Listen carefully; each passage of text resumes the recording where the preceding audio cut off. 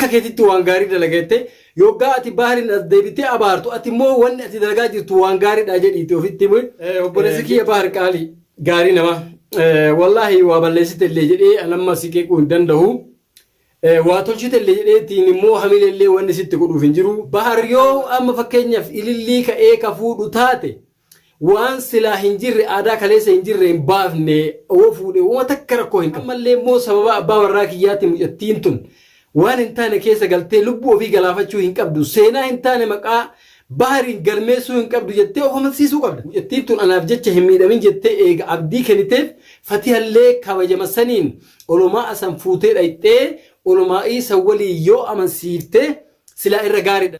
السلام عليكم ورحمة الله وبركاته جرّ جرتو هردتوتا في كبجنتوتا جالتنتوتا كي أكمل كاكسني فيا بكم جرتن اكتنجيني كي يكون الرماد سناقو سنينجا إيجا ولد الشانة الرسائد مالك وتير افتجتشو كيسن هنافو الروان كوددو في وانا الدادي وانا الداو قاي سنينجدو يعني ولا فرجر سني كوددو فني هما لا فرجرو كوددو في waan kana qaatalaan tijira dubbachullee hin barbaanne inni sunillee maali jechuun keessaniin hafan qabu har'a wanni ani irraa dubbachuu barbaade waa'ee nama lamaati namni lamaan sunillee jara qaqqaalii jara kabajamoo jara ulfaatoo jara namni hedduun fakkeenya irraa tahee akka isaanii fakkeenya godhatanii akka isaanii kana ta'uu nama hawwisiisu isaan sanirraa hin dubbachuuf deema isaan sunillee eenyu yoo ka jettan taate obboleessa kiyya qaalii baharii fi akkasumas dumaashii tiyya fatiyarraan dubbachuuf deema isaanirraa dubbachuuf deema beekumsa qabaadhee irraa dubbachuuf osoo hin taane hanga natti mul'ate obboleessa kiyya tokkotti waan rakkoo isaan jidduu isaanitti deemaa jirtu kanarraa waan tokko tokko natti mul'ate sanumarraa dubbachuu barbaadetti jechuudha. duraan dursoo odoo yaada kiyyatti intarree obboleettiin teennaa dumaashiin teenna fatihaan amma dura garaa qabdi mataa lama turte waan sangaa rabbiin immoo tuyyuu si kennee si agarsiisee deebisee akka ofii barbaade godha malee akka namni barbaade wanni martiin taatu waan takka takka ta'a rabbiin gaafa duriitu ogguma kennuu keessan hin goone isiniif hin kennine rabbuma kennetu deebi'ee fudhatee rabbiin isinaa sabbarsiisu. waan kana caalu bakka isinii haa buusu jechuun barbaada keessattuu fatihaan jajjabaadhu homaa ittiin gadinii rabbumatu dalagee jechuun barbaada kanatti aansee obboleessa kiyya bahar qaalii obboleessa keenya gaarii nama jabaa nama beekumsa qabu nama hayyuu nama nutillee of duratti ilaallee fakkeenya nu ta'a jennu xiqqashoo isii waa jechuun barbaada bahar balleessitee badii qabdaa jechuu kiyyaa miti.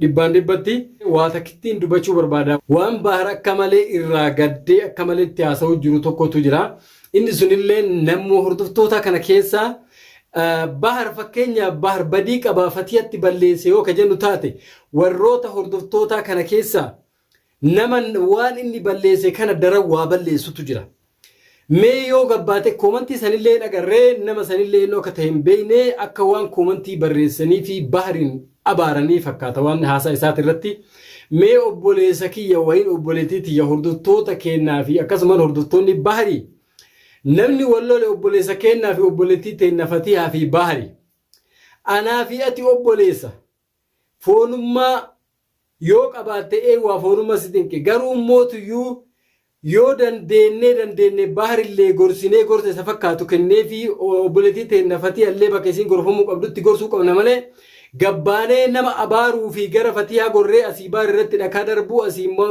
bahar irratti mootuyyuu gara bahar gorree fatiyaa qeequu maaltu kanaan nu gahe jari lachuu nu obboleeyyanii fatiyaallee nu obboleetti baharillee nu obboleessa yoo yaanni kun nu dhibee yoo cal'ifnee dhiifne hoo irreeddu garuu namoonni hedduun ani isin arga isin taazabu jira warri daddafeetinaan viidiyoo namaa odumaa dhibbaan dhibbattuu dhageeffate viidiyoo sana awwalii haga akiriitti xumuree maaltu keessa jira odoo ilaalle haasawuma awwalaa san qofa laalee odoo viidiyoo san hin finne gabatee koomentii gad harkifatee koomentii barreessuurra gadi ta'a viidiyoo sanuu fixee bari yaada viidiyoo tun barre warroonni akkanaa kun namaallee laaluun keessan isinitti haafu yaadalee namatti kennuun keessan isinitti haafu wanni isin dalagdan hamilee keessa nama galcheet akka hin taane waan hin taane nama fudhachiisaa jechuudha. Kanaafi akka keetitti waan gaarii dalagatte yoggaa ati bahariin as deebitee abaartu ati immoo wanni ati dalagaa jirtu waan gaariidha jedhiiti ofitti jechuun barbaade. Obboleessa kiyya bahar qaalii gaarii nama wallaahi waa balleessite illee jedhee alamma si qeequu hin danda'u. Waa tolchite illee jedheetiin immoo hamilee illee wanni sitti godhuuf hin jiru akkama marattu nama dhibaa jechuudha. Atis naaf obboleessa kiyya Fatiha illee naaf obboleettiiti. Garuu mootuyyuu dogongora xiqqashoo isii yoo si biratti argee ammallee obboleettiitti na Fatiha biratti illee arge isin lachittuu isinitti mee ati illee dogongora asii qabdaa Fatiha illee dogongora asii qabdi jennee akka obboleessa tokkootti isin gorsuu malee wanni nuti godhuu dandeenyu jiru jechuudha haalli kan isinuma lamaan harka jirti jechuudha.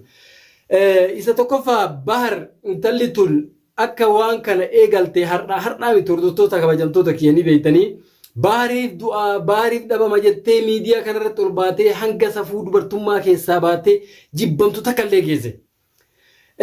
Yoo gadi qabaniiti ilaalan jaalalli falagooytaati jedhanii intalli tun eega jaalattee rabbiin isaa mucaa kanarraa maraache isilleen intala Oromooti innillee ilma Oromooti.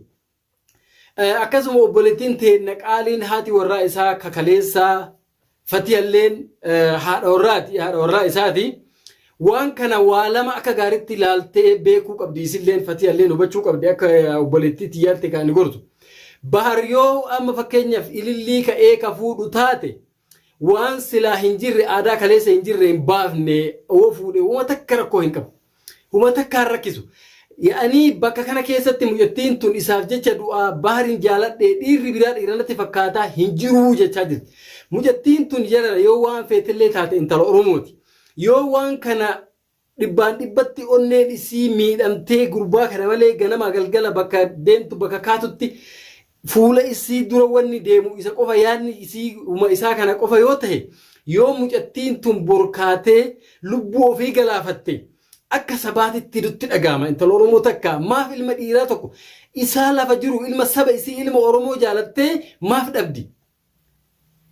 Qooda kennuufii qabna gaa isima qofa irratti dhagaa darbuu hin qabnu jedhana waan hin jirre jaalalli falagooytaati. Fatiha atillee waan kan ofitti himtee of amansiiftee abbaa warraa kee jaalachuunuu silaa si gammachiisee hamilee sii ta'e ammallee immoo sababa abbaa warraa kiyyaatti mucattiin tun waan hin taane keessa galtee lubbuu ofii galaafachuu hin qabdu seenaa hin taane maqaa bahariin galmeessuu hin qabdu jettee of amansiisuu qabda. Lammata mootuyyuu eega fuudhee kalaas qalbiin na beeytee bahari fuudhee jiraa jette Fatiha. Eega fuudhee qalbiin si beeyte ammallee immoo yeroo tokko hammeenya takka bahar siif yaaduu hammeenya takka siif qabuu deemii fuudhii akka barbaaddetti si haa ta'uu jette. Ati ammoo Fatihaan obboleettiiti ati urjii dubartootaati siin jennee jirra madurallee.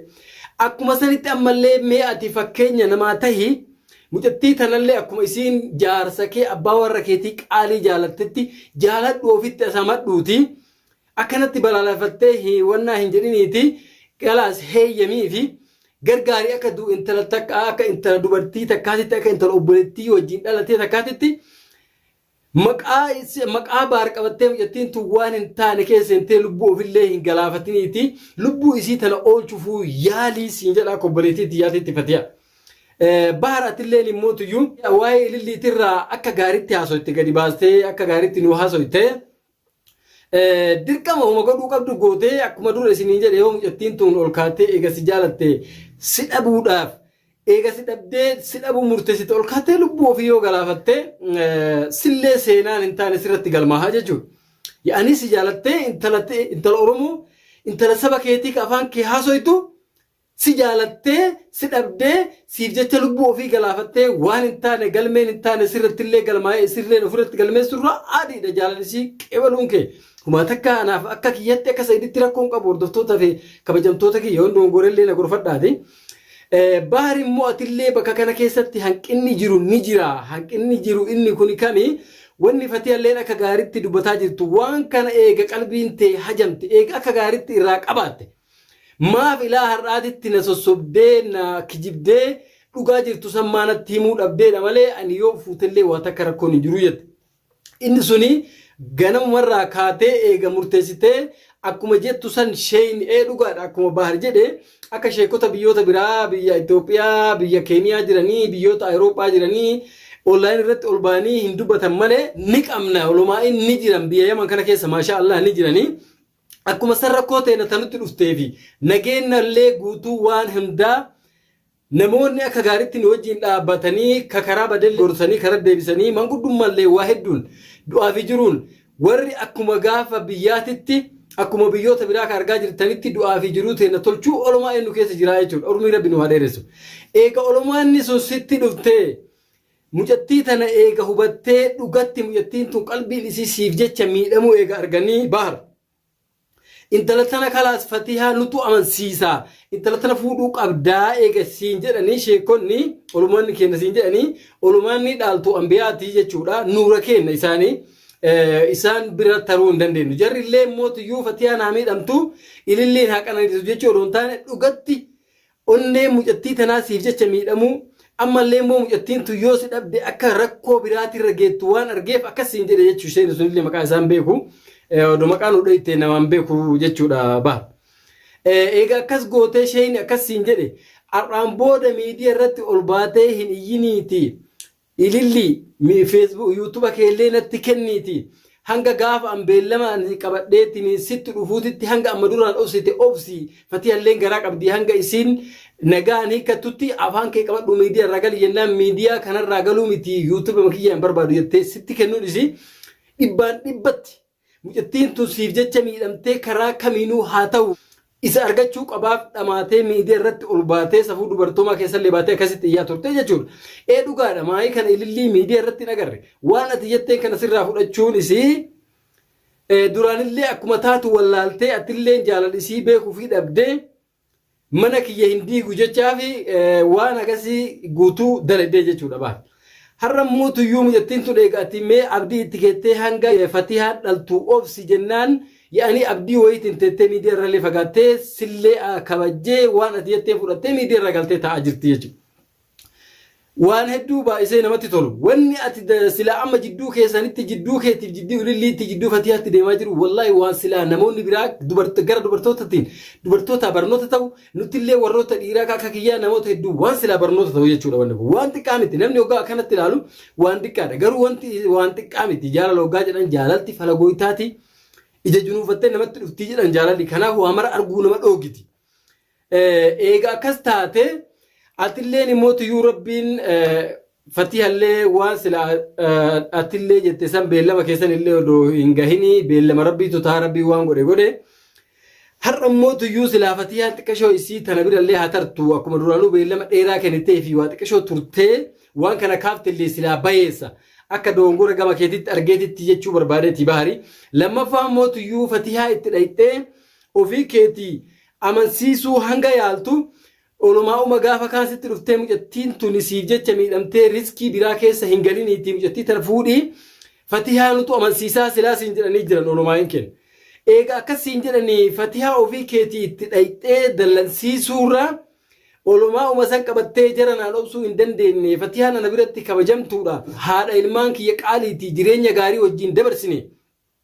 Jaalala kaleessaa jaalala ganamaa wajjin eegallee as geenne hamtuu fi toltuu keessa hojjetarree as geenne isilleen akka malletti akkana jalaa miidhamtu hin barbaadu Fatihaa amansiisuu qaba eega jettee sammuu kee keessa keesse wanni ati dalayde waan gaarii garuu immoo kophaa kee itti dhaqurraa olumaa gaafa durii akkas siin jedhanii mucattii kaleessa sammuu kee keessa jaalalli isii seenuu didasanu eega olumaanni keenya akkasiin jedhe kabaja olumaa akkanaatiifi mucattiin tun anaaf jecha hin miidhamin jettee eega abdii kenniteef Fatihaallee kabajama saniin olumaa asan fuutee dhayxee olumaa isa walii yoo amansiiftee silaa irra gaariidha namni walirra wannaa jechuu danda'a. Isilleen Fatihaalleen yoo waan san agartee olumaa asan qabattee itti dhayxee meebii sababaa isaaniitiif jecha waan jiru mara of keessa gadi qabdee obsuu danda'uu qabdi isilleen. Obsi akkasii itti argamuu mala. Atillee kana godhuu dhabdee kophama kee dhayxee Fatihaa bira teettee kaameraa kaattee hordoftoonni kiyyallee haa arganii isillee waan jiru dhugaa jirtu tana itti himuu qaba jettee silaa akkas odoon turre jaruma kaleessa waan kana siin jedhe olumaa isan qabattee dhayxee Fatihaa akkana jettee odoo amansiiftee gaarii turaana fakkaate isa kana yoo dandeette fuulduraafillee sirreessi. Atillee baar mirga Fatihaallee kabajii fi mirga isillee eegii fi waan isin hin jaalanne hin godhin yoo ka jennu taate wanni rakkisaadha. Intalli tunillee si jaalattee booda siif jecha lubbuu ofillee yoo ka dabarsu taate mirga Fatihaa eega jettee asiin isii miidhullee rabbi birattillee si gaafachiisa akka namaatittillee seenaa fokkata namarratti galmeessa. hedduu wanni kun waa wal xaxaadha namni goo akkanatti taa'ee ilaalu nan akka kiyyaa waa laafa fakkaata malee fatanaan ati keessa jirtuu fi qormaan ati keessa jirtu baar waa hedduu ulfaataadha. Qormaata kana guutuu baattee hammattee ilaa har'aatti garanatti maslahaa gootee jiraachuu keetiif hedduu akka ajaa'ibaatitti sin dinqisiifadhe. Rabbiin ammallee beekumsa jabaa siif haa dabalu. Atillee obboleettii teenya qaalii Fatihaa of amansiisii of tasgabbeessii abbaa warraa kiyyaa qaaliidhaa hamtuu isaaf hin yaadu ammallee taanaan ati yoo ilillee kafuute taate ansin jibbuu hammeenyallee siif hin yaadu yoo kabanyii jaalalli kee naaf dabalame malee hamtuun ana keessatti uumamtu hin jirtu jette maashaallah hedduu namatti tolta akkasumatti of amansiisii ammallee kalaas eega rabbiin intaltala gurbaa kanatti maraachee intaltala fuudhee qalbii isii qabbaneessee seenaan jirre akka isiin ofirratti galmeessitee maqaa isaatiillee hin galmeessine godhuu qaba jedhiitii of amansiisii fakkii dubartootaaf tahi akka namni fakkeenya sirraa fudhatu ta'u yoggaa haasoytu haasaa gaarii haasoyta haasaa haasoyte kana hojiitti jirjiirii nu garsiisiin jedha obboleettii teenya rabbiin jidduu teessanitti qabbanaa buusu sillee rabbiin sabrii sii kennee akka gaariitti si haa jabeessu siin jechuu barbaada. Akkasitti rabbiin obboleessa keenya baharatillee rakkoo tana keessaa karaa toltutti rabbi si haa baasu jechuun barbaada. Hordoftootaa fi kabajamtoota kiyya obboleeyyan kiyya gabbahee dhaamuu fi qaba yoo jecha takkallee kanarraa fudhatan taate jedheetiniin yaada kana dabarsuu barbaade. Akkasitti rabbiin inshaallah toltuu isaanii nu haa dhageessu rabbiin akka toltutti rabbi isaanii haa hiikun jedhaati inshaallah har'aaf yaada kiyya sumarratti gabaabsadha. Isinillee hordoftootaa fi kabajamtoonni kiyya bakkuma jirtanitti nagaa keessa naa turaa isiniin jedha. Assalaamu alaikum warahmatullaahi wabarakaatuh.